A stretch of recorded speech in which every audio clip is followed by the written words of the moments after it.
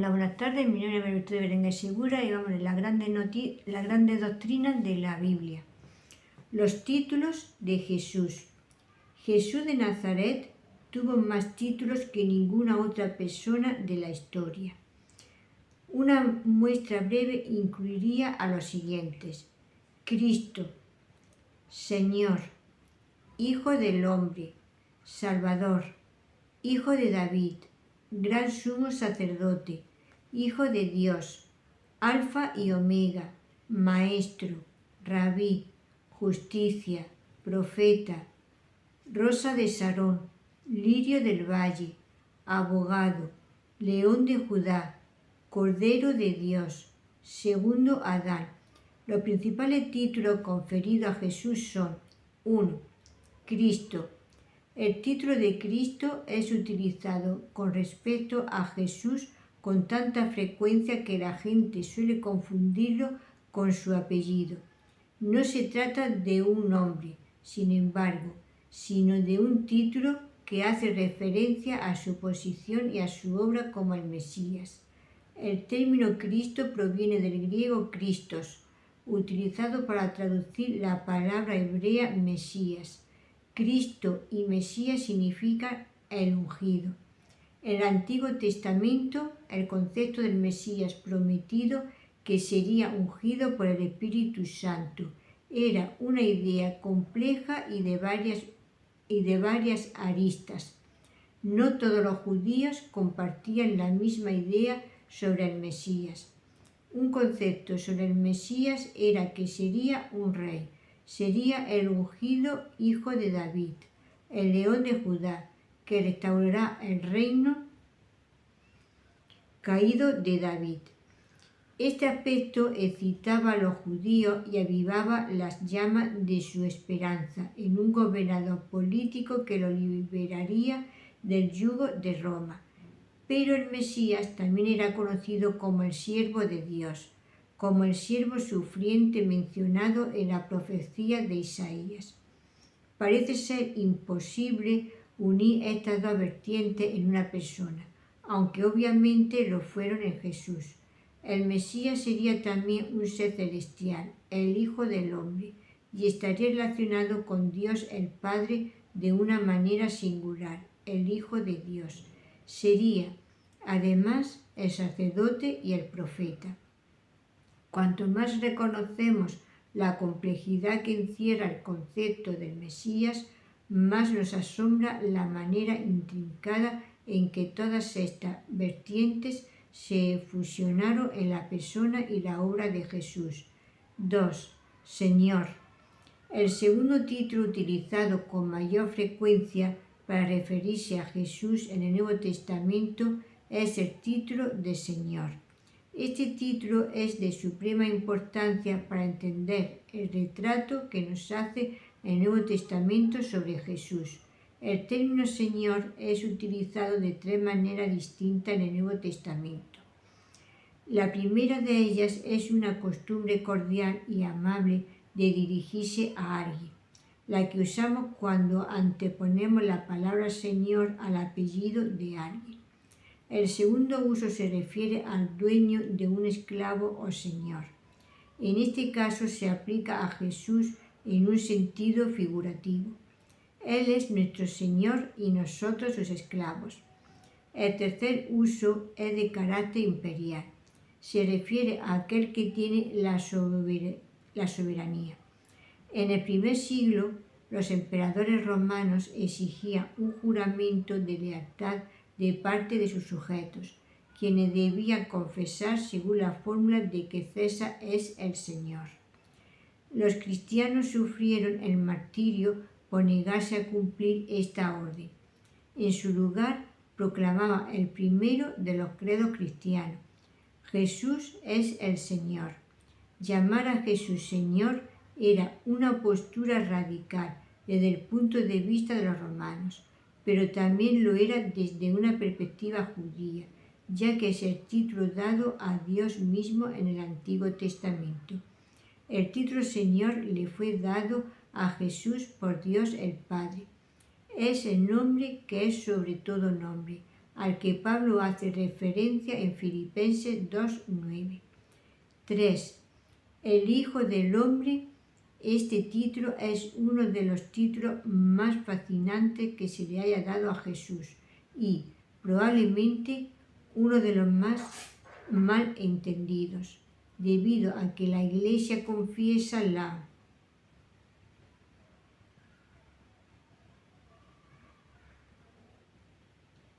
naturaleza dual de Jesús, que es verdaderamente hombre y verdaderamente Dios, y a que la Biblia describe a Jesús como el Hijo del Hombre y como el Hijo de Dios. Puede resultar una tentación suponer que el Hijo del Hombre se refiere a la humanidad de Jesús y que el Hijo de Dios se refiere a su deidad.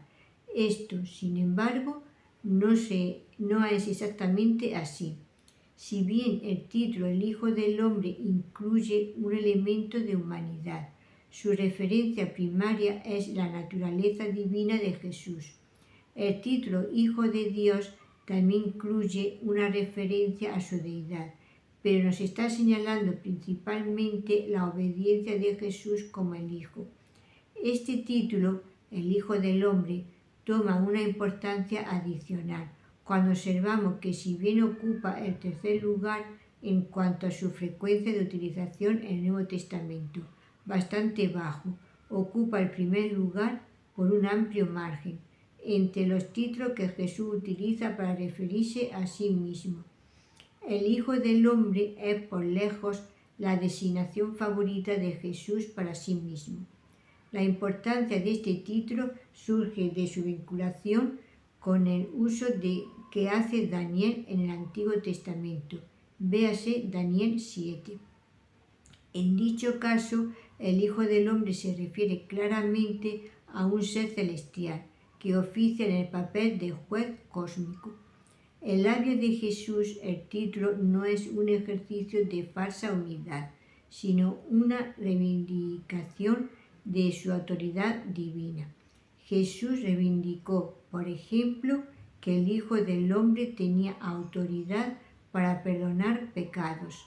Marcos 2:10, una prerrogativa divina, y que era el Señor del día de reposo. Marcos 2:28. 4. El Logos. No hay otro título para Jesús que haya engendrado tanto interés teológico y filosófico en los primeros 3 siglos que el título de Logos. El Logos fue central para el desarrollo temprano de la cristología de la Iglesia. El prólogo del Evangelio de Juan es crucial para el entendimiento cristológico de Logos. Juan escribe: en el principio era el verbo, Logos, y el verbo Logos era con Dios, y el verbo Logos era Dios. Juan 1:1.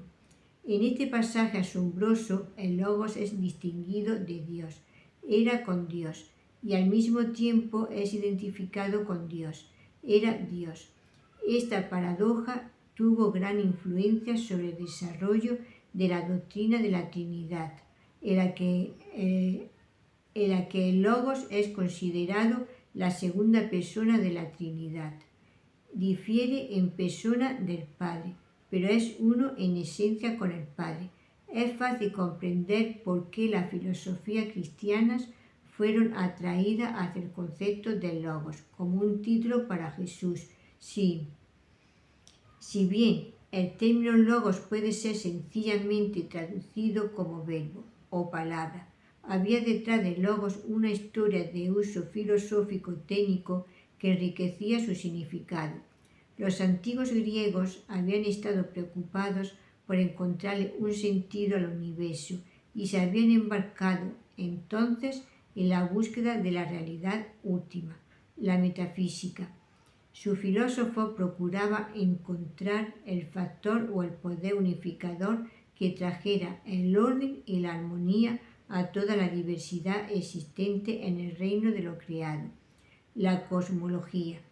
Procuraban hallar un nous, una mente a la que o a quien atribuirle el orden de todas las cosas. A esta realidad suprema, unificadora, los griegos habían denominado Logos. proveía a la realidad de coherencia o de lógica. Este concepto fue usado por Heráclito y luego por los filósofos estoicos, donde se utilizó como una ley abstracta y cósmica. Aunque el término está cargado de un bagaje filosófico griego precristiano, el uso bíblico de logos abarca más que el uso griego. En Génesis 1:3 se nos dice que dijo Dios y fue. Entonces, fue por la palabra de Dios que se hizo la creación, lo que diferencia al concepto de logos de la filosofía griega. Sin embargo, es que el logos del Nuevo Testamento es personal, la palabra o el verbo se hizo hombre y como tal vivió y murió en nuestro mundo. Resumen. 1. El Mesías significa el ungido y es utilizado como un título de Jesús para demostrar su papel como rey y como siervo sufriente.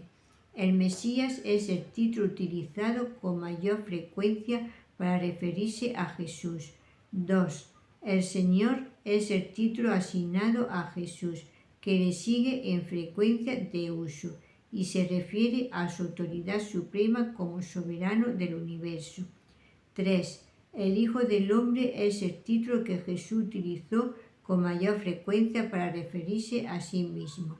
Este título se refiere principalmente al papel desempeñado por Jesús como juez de todo el cosmos. 4. El título de Logos tiene una rica herencia de la cultura hebrea y griega. Jesús es el Logos, el creador del universo, la realidad suprema detrás del universo y aquel que está constantemente sosteniendo al universo. Pasaje bíblico para la reflexión. Génesis 1:1 al 2:3. Mateo 9:1 al 8. Mateo 16:13 al 21. Juan 1:1 al 18. Apocalipsis 19:11 al 16. Si te ha gustado, le puedes dar a la campanita y un like, y así recibirás notificaciones. Y te puedes dejar un comentario en el número de teléfono 624-593636.